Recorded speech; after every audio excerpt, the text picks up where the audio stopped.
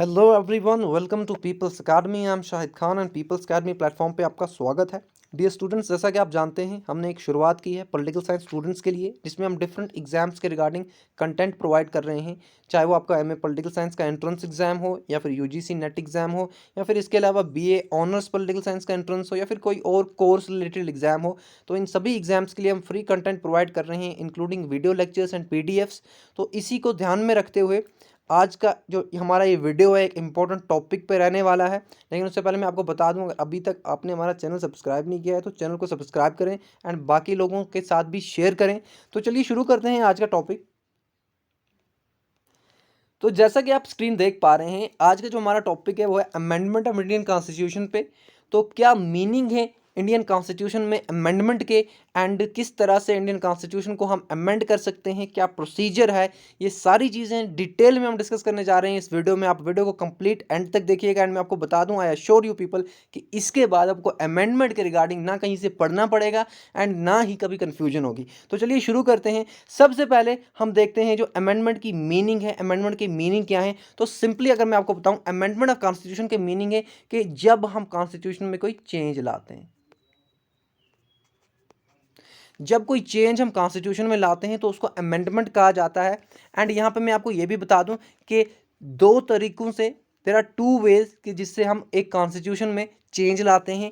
एक हमारा है कि जब हम कोई प्रोविजन ऐड करते हैं कॉन्स्टिट्यूशन में, जब कोई नया प्रोविजन हम इंसर्ट करते हैं। दूसरा हमारे पास है जब हम कोई ऑलरेडी एग्जिस्टिंग प्रोविजन को रिमूव करते हैं, यानी रिपील करते हैं। तो इन दोनों कंडीशंस में कॉन्स्टिट्यूशन में चेंज आती है एंड इसी को हम अमेंडमेंट कहते हैं, अमेंडमेंट का नाम देते हैं। तो यहां पे आप देख पा रहे हैं, a formal change in the text of the constitution.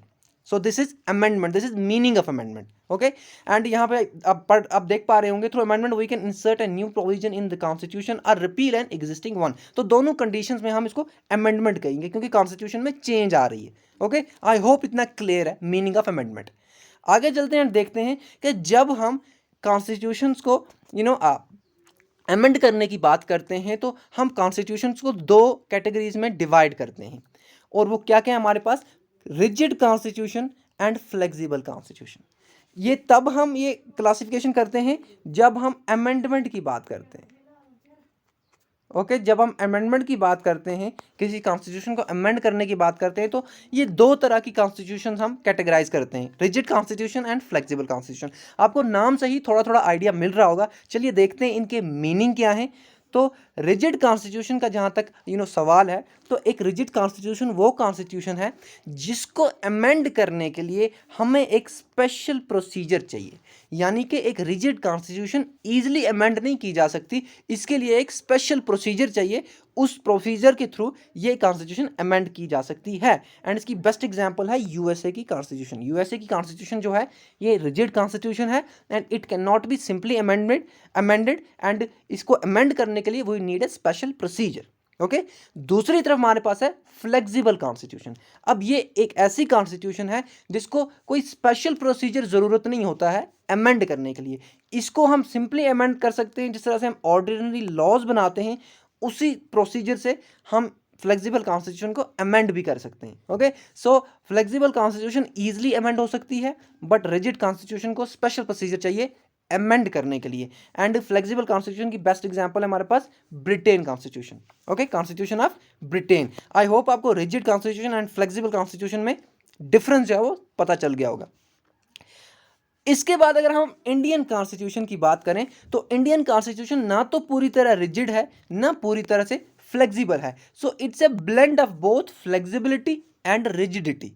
Okay, blend means it's a mixture of both flexibility and rigidity. यानी कि कुछ ऐसे मैटर्स हैं, कुछ ऐसे प्रोविजंस हैं इंडियन कॉन्स्टिट्यूशन में जो ईजिली अमेंड किए जा सकते हैं, but there are certain matters that can not be amended easily, जिसको ईजिली अमेंड नहीं किया जा सकता, जिनको अमेंड करने के लिए हमें एक स्पेशल प्रोसीजर चाहिए।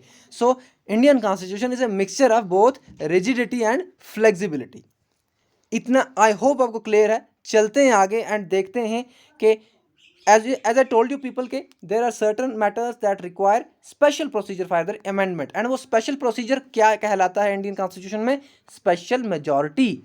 And matters that does not require a special procedure, वो मैटर जिनको स्पेशल प्रोसीजर नहीं चाहिए होता है अमेंड करने के लिए, वो सिंपली अमेंड किए जा सकते हैं। वो जो प्रोसीजर है वो सिंपल प्रोसीजर जो है उसको सिंपल मेजॉरिटी कहा जाता है इंडियन कॉन्स्टिट्यूशन में। ये दोनों टर्म्स जो हैं मैं आपको आगे जाके समझाऊंगा इनका क्या मीनिंग है एंड किस तरह से सिंपल मेजॉरिटी स्पेशल मेजॉरिटी से अलग है। यहाँ पे सर मैं आपको ये बताना चाहता था कि there are two type of provisions matters in Indian constitution. एक वो जिनको स्पेशल प्रोसीजर चाहिए अमेंडमेंट के लिए, एक वो जिनको स्पेशल प्रोसीजर नहीं चाहिए जो सिंपली अमेंड हो सकते हैं। ओके, जिनको स्पेशल प्रोसीजर चाहिए उनके लिए हमें स्पेशल मेजॉरिटी होनी चाहिए। ओके, एंड जो सिंपली अमेंड होते हैं उनके लिए हमें सिंपल मेजॉरिटी चाहिए। ओके, तो आगे चलते हैं, देखते हैं इन दोनों के मीनिंग में आपको बताऊंगा आगे जाके, कोई कंफ्यूजन नहीं रहेगी अमेंडमेंट के रिगार्डिंग इस वीडियो के बाद। लेकिन उससे पहले यहाँ पे आप ये देख लें कि जब हम अमेंडमेंट ऑफ इंडियन कॉन्स्टिट्यूशन की बात करते हैं तो इसके जो प्रोविजंस हैं, जो प्रोसीजर है अमेंडमेंट का, वो अंडर आर्टिकल 368 दिया गया है। Article 368 is in part 20 of Indian constitution.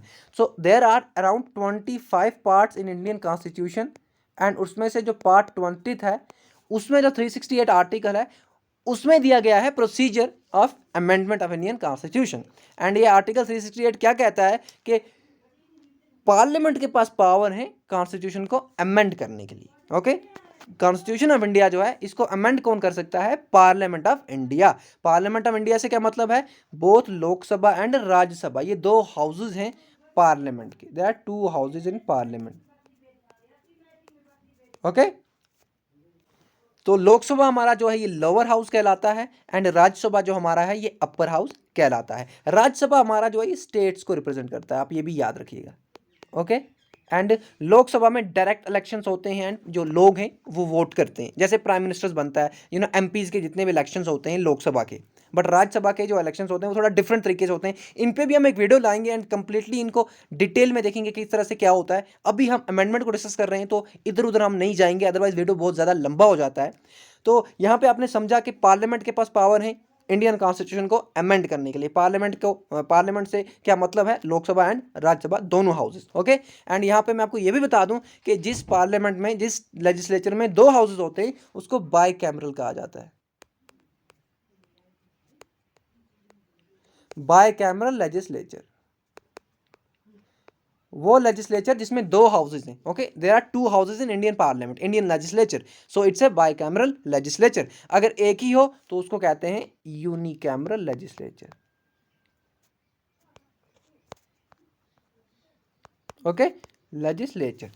तो चलते हैं आगे, बढ़ते हैं आगे एंड देखते हैं और क्या है अमेंडमेंट के regarding.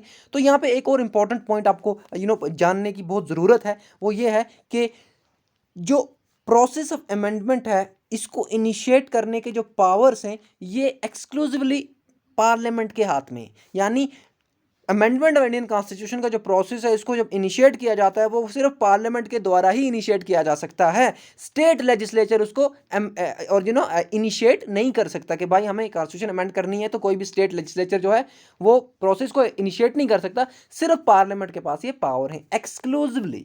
Okay, it means parliament के अलावा किसी के पास इंडिया में पावर नहीं है कि वो इंडियन कॉन्स्टिट्यूशन को अमेंड कर सके या फिर उसके प्रोसेस को इनिशिएट कर सके। ओके, लेकिन एक एक्सेप्शन है जो आपको जाननी ज़रूरी है, वो ये है कि जब स्टेट को एक लेजिस्लेटिव काउंसिल बनानी हो या फिर ऑलरेडी जो लेजिस्लेटिव काउंसिल हो उसको एबॉलिश करना हो, तब जो है स्टेट प्रोसेस ऑफ अमेंडमेंट को इनिशिएट कर सकता है। अब स्टेट करेगा क्या? स्टेट लेजिस्लेचर एक रेजोल्यूशन पास करेगा, पार्लियामेंट को रिक्वेस्ट करेगा कि भाई आप या तो लेजिस्लेटिव काउंसिल को एबॉलिश कर दो अगर वो ऑलरेडी एग्जिस्टिंग है, अगर नहीं है तो आप उसको क्रिएट कर दो। ओके, तो यहाँ पे मैं आपको बता दूं जिस तरह से सेंट्रल लेजिस्लेचर यानी पार्लियामेंट में दो हाउसेज हैं, जिस तरह से पार्लियामेंट में हमारे पास लोकसभा है, यहाँ पे ऑलरेडी लिखा हुआ है, जैसे हमारे पास लोकसभा एंड राज्यसभा है पार्लियामेंट में, इसी तरह स्टेट लेजिस्लेचर में भी दो हाउसेज हो सकते हैं। स्टेट लेजिस्लेचर में भी दो हाउसेज हो सकते हैं। एक हमारा कहलाता है लेजिस्लेटिव असेंबली एंड दूसरा हमारा होता है legislative council. Okay, legislative council. तो किसी स्टेट में सिर्फ लेजिस्लेटिव असेंबली होती है, लेकिन किसी स्टेट में लेजिस्लेटिव काउंसिल भी हो सकता है। ओके, तो ज़रूरी नहीं है कि दोनों हो, बट एटलीस्ट लेजिस्लेटिव असेंबली तो होता ही है। लेजिस्लेटिव काउंसिल को कभी क्रिएट किया जाता है, कभी इसको एबॉलिश कर दिया जाता है। तो यहाँ पे यही हम कह रहे हैं कि स्टेट लेजिस्लेचर रेजोल्यूशन पास करके रिक्वेस्ट कर सकता है पार्लियामेंट को कि भाई क्रिएट कर दो लेजिस्लेटिव काउंसिल, अगर नहीं है तो इसको अगर नहीं है तो क्रिएट करो, अगर है तो इसको एबॉलिश कर दो। ओके, ये एक एक्सेप्शन है जहाँ पे स्टेट लेजिस्लेचर जो है ये इनिशिएट करता है प्रोसेस को। अदरवाइज प्रोसेस ऑफ अमेंडमेंट को इनिशिएट करने के जो पावर्स हैं वो एक्सक्लूसिवली पार्लियामेंट के हाथ में। आई होप इतना आपको क्लियर है। लेकिन यहाँ पे एक और बात समझनी होगी, हम ऑलरेडी इसको डिस्कस भी कर चुके हैं एंड ये मैं आपको यहाँ से फिर से बताना चाहता हूँ, रिपीट हो रही हैं चीज़ें, मैं आपको बता दूँ चीज़ों को हम लिंक करके पढ़ेंगे, इस तरह से पढ़ेंगे कि एक चीज़ के साथ दूसरी चीज़ जुड़े एंड पूरी आपको जो इंडियन कॉन्स्टिट्यूशन या फिर पॉलिटी है ये आपको क्लियर हो जाए, कहीं भी कोई डाउट ना रहे। तो यहाँ पे मैं आपको बता दूं कि पार्लियामेंट के पास पावर तो है इंडियन कॉन्स्टिट्यूशन को अमेंड करने के लिए, बट लिमिटेड पावर्स हैं। यानी कि आपको याद होगा हमने बेसिक स्ट्रक्चर की बात की थी, तो पार्लियामेंट कॉन्स्टिट्यूशन को अमेंड तो कर सकता है बट बेसिक स्ट्रक्चर को अल्टर नहीं कर सकता। Okay, it must be noted that the power of the parliament to amend the constitution is limited and subject to the condition that the basic structure is not altered. Okay, basic structure को alter नहीं किया जा सकता। okay? तो यहाँ पे मैंने आपको बताया था कि बेसिक स्ट्रक्चर में क्या क्या चीज़ें आती हैं। जैसे हमारे पास पार्लियामेंट है, पार्लियामेंट्री सिस्टम है, ये बेसिक स्ट्रक्चर में आता है। हमारे पास रूल ऑफ लॉ है, ये बेसिक स्ट्रक्चर में आता है। तो बहुत सारी चीज़ें हैं जो बेसिक स्ट्रक्चर में आती हैं, उनको अमेंड नहीं किया जा सकता, उनको चेंज नहीं किया जा सकता। यानी कि जजमेंट कब आया था? 1973 केशव नंदा भारतीय केस, सुप्रीम कोर्ट का जजमेंट है कि भाई तुम करो कॉन्स्टिट्यूशन को अमेंडमेंट, नहीं रोका है हमने, बट बेसिक स्ट्रक्चर नहीं अल्टर होना चाहिए। ओके, तो चलते हैं आगे, बढ़ते हैं आगे एंड देखते हैं और क्या है हमारे पास अमेंडमेंट में। तो यहाँ पे अब हमें देखना है कि भाई प्रोसीजर क्या है अमेंडमेंट का, क्या तरीका है, क्या स्टेप्स है जो हमें फॉलो करने हैं अमेंडमेंट ऑफ कॉन्स्टिट्यूशन में। तो यहाँ पे सबसे पहले स्टेप है स्टेप 1 कि एक बिल इंट्रोड्यूस होती है अमेंडमेंट के लिए, इसको कहा जाता है constitution amendment bill. Constitution amendment bill, amendment bill तो ये इंट्रोड्यूस की जाती है in either by either house, यानी इसको लोकसभा भी इंट्रोड्यूस कर सकता है, इसको राज्यसभा भी इंट्रोड्यूस कर सकता है। ओके, दोनों हाउस में से कहीं भी अमेंडमेंट ऑफ कॉन्स्टिट्यूशन की बिल जो है वो इंट्रोड्यूस की जा सकती है। एंड दूसरी बात कि इस बिल को इंट्रोड्यूस करने के लिए प्रायर परमिशन नहीं चाहिए प्रेसिडेंट की। ओके, कुछ ऐसी बिल्स भी हैं इंडियन कॉन्स्टिट्यूशन में जिनको अमेंड करने के लिए, जिनको इनिशिएट करने के लिए या इंट्रोड्यूस करने के लिए हमें परमिशन चाहिए प्रेसिडेंट की, लेकिन अमेंडमेंट बिल में हमें परमिशन नहीं चाहिए प्रेसिडेंट की इसको इंट्रोड्यूस करने के लिए। ओके, तो जब ये बिल इंट्रोड्यूस हो जाती है, लेकिन यहाँ पे एक और चीज़ है जो जानना ज़रूरी है, वो ये है कि अमेंडमेंट की जो बिल है, बिल फॉर अमेंडमेंट जो है, इसको मिनिस्टर्स भी इंट्रोड्यूस कर सकते हैं एंड प्राइवेट मेंबर्स भी इंट्रोड्यूस कर सकते हैं। प्राइवेट मेंबर से मेरा मतलब है कि जो मिनिस्टर नहीं है। ओके, देखिए पार्लियामेंट में दो तरह के लोग, दो तरह के मेंबर्स होते हैं। एक जो मिनिस्टर्स हैं जिनके पास मिनिस्ट्री है, finance ministry, health ministry, defence minister, ऐसे ही जितने भी मिनिस्टर्स हैं, पोर्टफोलियो जिनके पास होते हैं, एक तो वो मेंबर्स होते हैं एंड दूसरे होते हैं जो मिनिस्टर्स नहीं होते हैं बट मेंबर ऑफ पार्लियामेंट वो होते हैं, तो उनको प्राइवेट मेंबर्स कहा जाता है। ये भी एमपी ही होते हैं पर ये मिनिस्टर्स नहीं होते हैं। ओके, एंड यहाँ पे एक और बात मैं आपको बता दूं कि जब कोई मिनिस्टर बिल इंट्रोड्यूस करता है अमेंडमेंट के लिए, अमेंडमेंट की जब बिल इंट्रोड्यूस की जाती है किसी मिनिस्टर के द्वारा, तो वो किसी भी दिन डिस्कस की जा सकती है। ओके, वो हफ्ते के किसी दिन भी डिस्कस की जा सकती है, बट प्राइवेट मेंबर्स की बिल सिर्फ फ्राइडे को डिस्कस की जा सकती है। ये आप डिफरेंस याद रखेंगे। ओके, और यहाँ पे मैं आपको बता दूं जब ये बिल इंट्रोड्यूस हो जाती है तो दूसरा स्टेप है कि अब बिल पे वोटिंग होगी दोनों हाउसेज में। अब यहाँ पे बिल के लिए वोटिंग कैसे होगी कि जब अमेंडमेंट की बात आती है, अमेंडमेंट की बात आती है, जब अमेंडमेंट बिल की बात आती है, तो तब हमें दोनों हाउसेज इस बिल को स्पेशल मेजॉरिटी से पास करने चाहिए। स्पेशल मेजॉरिटी मतलब जब वोटिंग होगी तो उसमें स्पेशल मेजॉरिटी से दोनों हाउसेज इस बिल को पास करने चाहिए। अब स्पेशल मेजॉरिटी क्या है? ये majority of total members of house. सबसे पहले स्पेशल मेजॉरिटी में दो चीज़ें हैं, देखें। पहली चीज़ ये है कि मेजॉरिटी होनी चाहिए टोटल मेंबर्स कितने हैं हाउस के, उसकी मेजॉरिटी होनी चाहिए। तो एग्जाम्पल हमारे पास है कि अगर टोटल हाउस में मेंबर्स हैं 500, तो 500 की मेजॉरिटी क्या होगी 251। ओके, क्योंकि ये टोटल मेंबर्स की बात कर रहा है, टोटल मेंबर्स की ये बात कर रहा है, 251 होने चाहिए तो मेजॉरिटी होगी। एक तो ये बात। दूसरी हमारे पास स्पेशल मेजॉरिटी में यहाँ भी बोलता है कि and majority of 2/3 members of house present and voting. एक तो टोटल मेंबर्स ऑफ जो हाउस है उनकी मेजॉरिटी होनी चाहिए, एंड दूसरे जो प्रेजेंट एंड वोटिंग है उनकी भी मेजॉरिटी होनी चाहिए। और कौन सी मेजॉरिटी होनी चाहिए? 2/3 मेजॉरिटी होनी चाहिए।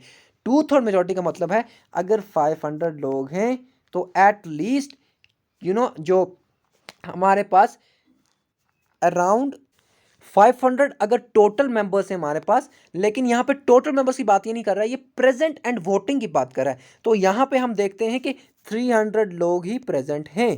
ओके, 300 लोग ही प्रेजेंट हैं। तो यहाँ पे क्या होगा, यहाँ पे एटलीस्ट 200 लोग जो हैं वो वोट करने चाहिए। Okay, that's 2/3 majority, present and voting. Okay, पहला क्लॉज क्या है, पहली कंडीशन ये है कि भाई मेजॉरिटी होनी चाहिए टोटल मेंबर्स ऑफ हाउस जो है, टोटल मेंबर्स ऑफ हाउस जो है ये इनकी मेजॉरिटी होनी चाहिए। एंड दूसरा जो प्रेजेंट एंड वोटिंग है उनकी 2/3 मेजॉरिटी होनी चाहिए। ये दोनों कंडीशन जब मीट होती हैं तब उसको कहा जाता है स्पेशल मेजॉरिटी। तो इस तरह से कॉन्स्टिट्यूशन अमेंडमेंट बिल को पास किया जाता है दोनों हाउसेस में। Okay, each house must pass the bill separately, अलग अलग दोनों हाउसेस में स्पेशल मेजॉरिटी से कॉन्स्टिट्यूशन अमेंडमेंट बिल जो है पास होनी चाहिए। दूसरा हमारे पास इंपॉर्टेंट पॉइंट ये है कि दूसरी बिल्स के रिगार्डिंग जब डिसएग्रीमेंट हो जाता है, यानी दो हाउसेज हमारे पास लोकसभा एंड राज्यसभा, कभी कभी बिल को लेके दोनों हाउसेज में डिसएग्रीमेंट हो जाता है, एंड उस डिसएग्रीमेंट को सॉल्व करने के लिए एक जॉइंट सिटिंग रखी जाती है। दोनों हाउसेज मिल बैठ के उस बिल पे चर्चा करते हैं, वो डिसएग्रीमेंट को सॉल्व करने की कोशिश करते हैं। लेकिन जब कॉन्स्टिट्यूशन अमेंडमेंट बिल की बात आती है, so there is no provision for holding joint sitting. Okay, constitution amendment bill में जॉइंट सिटिंग का कोई प्रोविजन नहीं है। बहुत इंपॉर्टेंट पॉइंट है, आप इसको याद रखिएगा। तीसरा पॉइंट है, if the amendment is related to federal provisions. अगर अमेंडमेंट ऑफ कॉन्स्टिट्यूशन कोई ऐसी बिल है जो फेडरल प्रोविजंस से रिलेटेड है, तो उसके लिए हमें क्या चाहिए, half of the state legislature से हमें सिंपल मेजॉरिटी में रेक्टिफिकेशन चाहिए। तो इसका क्या मतलब है, सबसे पहले फेडरल प्रोविजंस वो हैं जिसमें स्टेट भी अफेक्ट हो रहे हैं, मतलब कोई ऐसी कॉन्स्टिट्यूशन अमेंडमेंट बिल जिसका इम्पैक्ट स्टेट्स पे भी पड़ रहा है। जैसे हमारे पास जीएसटी था, गुड्स एंड सर्विसेज टैक्स, तो ये ये टैक्स जो है एंटायर इंडिया पे लगा, तो इसमें स्टेट भी इम्पैक्ट आया, स्टेट पे भी इम्पैक्ट पड़ा। तो यहाँ पे हमें क्या चाहिए था, हमें half of the state legislature की सिंपल मेजॉरिटी से रेक्टिफिकेशन चाहिए थी। तो यहाँ पे क्या है, जैसे हमारे पास 28 स्टेट है, तो हमें एटलीस्ट 14 स्टेट्स जो हैं वो सिंपल मेजॉरिटी से इस बिल को अप्रूव करने चाहिए। कब? तब जब फेडरल प्रोविजन से रिलेटेड होगी बिल। तो यहाँ पे सिंपल मेजॉरिटी अब आ गया, तो स्पेशल मेजॉरिटी मैं आपको बता चुका हूँ। सिंपल मेजॉरिटी बिल्कुल सिंपल ही है, इसका नाम ही सिंपल है। तो देखें आप यहाँ पे क्या है कि अगर प्रेजेंट एंड वोटिंग जितने भी लोग हैं आपके, अगर यहाँ पे 300 लोग हैं जो प्रेजेंट भी हैं और वोट भी कर रहे हैं। ओके, ये टर्म बहुत ज़रूरी है, प्रेजेंट एंड वोटिंग। तो 300 लोगों में मेजॉरिटी हमें चाहिए, यानी 151 होने चाहिए एटलीस्ट, या इससे ज़्यादा, तो इसको सिंपल मेजॉरिटी कहा जाएगा। तो यहाँ पे मैं क्या आपको बता रहा था, अगर अमेंडमेंट बिल जो है ये फेडरल प्रोविजन से रिलेटेड है, यानी कि इससे स्टेट अफेक्ट हो रहे हैं, तो यहाँ पे हमें half of the state legislature जो हैं वो सिंपल मेजॉरिटी से इसको पास करने चाहिए। सिंपल मेजॉरिटी में आपको बता चुका हूँ, प्रेजेंट वोटिंग जो है उनका मेजॉरिटी होनी चाहिए, यानी 151 अगर 300 मेंबर्स हैं प्रेजेंट। ओके, अब जब दोनों हाउसेस प्रेजेंट ये जो कॉन्स्टिट्यूशन अमेंडमेंट बिल है इसको पास करते हैं, उसके बाद स्टेप 3 में क्या आता है, बिल जो है it is presented to the president of India for assent. President की मंजूरी के लिए ये बिल चली जाती है। ओके, एंड यहाँ पे भी क्या सिचुएशन है कि भाई प्रेसिडेंट जो है ये इस बिल को ना तो विदहोल्ड कर सकता है असेंट, ना ही रिटर्न कर सकता है। He must have to give the assent. President को असेंट देनी ही देनी है। किस सिचुएशन में? जब बिल कॉन्स्टिट्यूशन अमेंडमेंट बिल हो। ओके, कॉन्स्टिट्यूशन अमेंडमेंट बिल जब हो तो ना ये विदहोल्ड कर सकता है अपनी असेंट को, ना बिल रिटर्न कर सकता है हाउस को वापस, इसको असेंट देनी ही देनी है। एंड इसके बाद क्या होता है, जब प्रेसिडेंट असेंट दे देता है, सो यहाँ पे आप देख पा रहे हैं, after the president gives his her assent, constitution amendment bill becomes constitution amendment act. तो पहले ये बिल होती है एंड सारा प्रोसीजर जब कंप्लीट होता है प्रेसिडेंट के असेंट के बाद, तो ये एक्ट बन जाता है। ओके, तो इस तरह से कॉन्स्टिट्यूशन जो है ये अमेंड की जाती है। मैं आपको फिर से बता देता हूँ ब्रीफली कि सबसे पहले क्या होता है, बिल इंट्रोड्यूस होती है दोनों हाउसेज में। ओके, किसी हाउस में भी इंट्रोड्यूस हो सकती है एंड प्राइवेट मेंबर भी कर सकता है, मिनिस्टर भी कर सकता है। दूसरा कि स्पेशल मेजॉरिटी से ये दोनों हाउसेज में स्पेशली सेपरेटली पास होनी चाहिए, दोनों हाउसेज स्पेशल मेजॉरिटी से पास करने चाहिए इसको। तीसरा, प्रेसिडेंट अपनी असेंट देना चाहिए, प्रेसिडेंट असेंट देगा तो ये फिर बन जाता है एक्ट, बिल बन जाती है एक्ट। तो इस तरह से अमेंडमेंट होती है कॉन्स्टिट्यूशन की। अब यहाँ पे ब्रीफली मैं आपको जल्दी जल्दी बता देता हूँ कुछ इंपॉर्टेंट अमेंडमेंट्स हैं इंडियन कॉन्स्टिट्यूशन में। सबसे पहले हमारे पास है first amendment of Indian constitution 1951। तो इसमें क्या होता है, 9th शेड्यूल ऐड किया जाता है इंडियन कॉन्स्टिट्यूशन में। आज जो है इंडियन कॉन्स्टिट्यूशन में 12 शेड्यूल्स हैं, तो 9th शेड्यूल कब ऐड किया गया, 1951 में। ओके, एंड इसमें है क्या, इसमें एक्ट्स एंड रेगुलेशंस हैं। ये कौन से एक्ट्स एंड रेगुलेशंस हैं, जब जमींदारी सिस्टम को इंडिया में एबॉलिश किया गया, लैंडलॉर्ड सिस्टम को खत्म किया गया, तो लैंड रिफॉर्म्स लाए गए। उन लैंड रिफॉर्म्स के रिगार्डिंग कुछ एक्ट्स हैं, कुछ रेगुलेशंस हैं जो इस शेड्यूल में हैं। तो ये था पहला अमेंडमेंट। एक और अमेंडमेंट, इंपॉर्टेंट अमेंडमेंट हमारे पास 42nd अमेंडमेंट 1976, इसको मिनी कॉन्स्टिट्यूशन भी कहा जाता है क्योंकि इसमें बहुत सारे प्रोविजंस ऐड किए गए। इसमें क्या किया गया, फंडामेंटल ड्यूटीज ऐड की गई, 10 फंडामेंटल ड्यूटीज को ऐड किया गया। इसके अलावा क्या किया गया, प्रेम्बल ऑफ इंडियन कॉन्स्टिट्यूशन जो है इसमें secular, socialist and integrity words जो हैं इनको इंसर्ट किया गया। ओके, तो ये इसके अलावा और बहुत सारी चीज़ें हुई हैं, लेकिन यहाँ पे मैं आपको इंपॉर्टेंट बता रहा हूँ। एंड इसके साथ साथ 44th अमेंडमेंट एक्ट भी था 1978। तो इससे क्या हुआ, एक तो इमरजेंसी प्रोविजन जो है ना इंडियन कॉन्स्टिट्यूशन में, उनमें चेंजेस लाई गई। और एक और इंपॉर्टेंट चीज़ हुई कि राइट टू प्रॉपर्टी जो था ये पहले फंडामेंटल राइट था, लेकिन इसको क्या किया गया, फंडामेंटल राइट्स की लिस्ट से रिमूव किया गया। अब ये एक ऑर्डिनरी राइट है। आप ये कंफ्यूजन नहीं रखना कि बिल्कुल रिमूव हो गया है, नहीं, इसका बस स्टेटस चेंज हुआ है। राइट टू प्रॉपर्टी का सिर्फ स्टेटस चेंज हुआ है। Now it is a ordinary right, before that it was a fundamental right. Okay, तो अब हमारे पास सिर्फ 6 फंडामेंटल राइट्स हैं। पहले क्या थे, पहले 7 फंडामेंटल राइट्स थे इंक्लूडिंग राइट टू प्रॉपर्टी, लेकिन उसको बाद में रिमूव कर दिया गया, एज मैं आपको बता रहा हूँ। तो यहाँ पे एक और अमेंडमेंट है जो इंपॉर्टेंट है, 61st अमेंडमेंट एक्ट। तो इसमें क्या हुआ भाई, वोटिंग एज को कम कर दिया गया 21 साल से 18 साल। अब 18 साल का जो भी होगा वो वोट कर सकता है, पहले ये 21 साल था। ओके, इसके साथ साथ 73rd and 74th amendment act, तो इनसे क्या हुआ, इनसे लोकल गवर्नमेंट का जो सिस्टम है वो एस्टैब्लिश किया गया इंडिया में। लोकल गवर्नमेंट से मेरा कहना है कि हमारे पास पंचायत जो हैं और म्यूनसिपलिटीज़ जो हैं ये पहले नहीं थी, ये बाद में आई। 73rd अमेंडमेंट एक्ट से पंचायत आई, 74th अमेंडमेंट एक्ट से क्या हुआ, म्यूनसिपैलिटीज़ आई। 73rd अमेंडमेंट एक्ट से 11th शेड्यूल ऐड हुआ, 74th अमेंडमेंट एक्ट से 12th शेड्यूल ऐड हुआ। आई होप इतनी आपको यहाँ पे कन्फ्यूजन नहीं है अभी तक कोई भी। इसके बाद में आपको यहाँ पे एक और अमेंडमेंट की बात बता दूं कि 86th अमेंडमेंट एक्ट से एक इंपॉर्टेंट बात हुई, एक इंपॉर्टेंट अमेंडमेंट हुआ कि राइट टू एजुकेशन को फंडामेंटल राइट बना दिया गया। और ये किसके अंडर है, आर्टिकल 21A में आता है, right to education as a fundamental right. पहले right to education fundamental right नहीं था। तो ये 86 अमेंडमेंट 2002 की द्वारा लाया जाता है। इसके साथ एक और अमेंडमेंट हमारे पास 101st अमेंडमेंट एक्ट। तो इसमें क्या हुआ, गुड्स एंड सर्विसेज टैक्स 2016, सबको पता है, बहुत इंपॉर्टेंट अमेंडमेंट एक्ट है। एंड यही है फेडरल प्रोविजंस के रिलेटेड, क्योंकि यहाँ पे क्या होता है, यहाँ पे स्टेट भी इफेक्ट हो रहे हैं ना, इससे मैं आपको ऊपर बता चुका हूँ। एंड इसके साथ साथ एक और यहाँ पे है कि 103rd अमेंडमेंट एक्ट 2019 में आया है। तो इससे क्या हुआ, EWS सर्टिफिकेट जो बनाते हैं ना लोग आज, ये रिजर्वेशन जो है इसी 103rd अमेंडमेंट एक्ट 2019 के द्वारा दी गई। 10% रिजर्वेशन होगी अब उन लोगों को जो इकोनॉमिकली वीकेस्ट सेक्शन है। इसका एक अपना क्राइटेरिया है जो हमें यहाँ पे नहीं बताना है ज़रूरी, क्योंकि आपको EWS अगर बनानी होगी तो आप मुझे कमेंट में लिखिएगा, मैं इसका प्रोसीजर भी आपको बता दूंगा। So this was all about amendment. there is no need to open any book to turn the page for this amendment topic, because I have tried to cover everything that is important and that is included in the process amendment or meaning of amendment. सारी चीज़ें cover हो चुकी हैं। Next topic में हम एक और hot topic लाएंगे, एक और अच्छा टॉपिक जो अक्सर स्किप किया जाता है या फिर जो समझना मुश्किल है। तो इसी तरह से हम इंडियन पॉलिटी को लिंक करके पढ़ेंगे एंड इसको कंप्लीट हम कर देंगे। आप बस चैनल को सब्सक्राइब करें एंड बाकी लोगों के साथ भी शेयर करें। मिलते हैं अपने नेक्स्ट वीडियो में। Till then good bye, take care and all the best.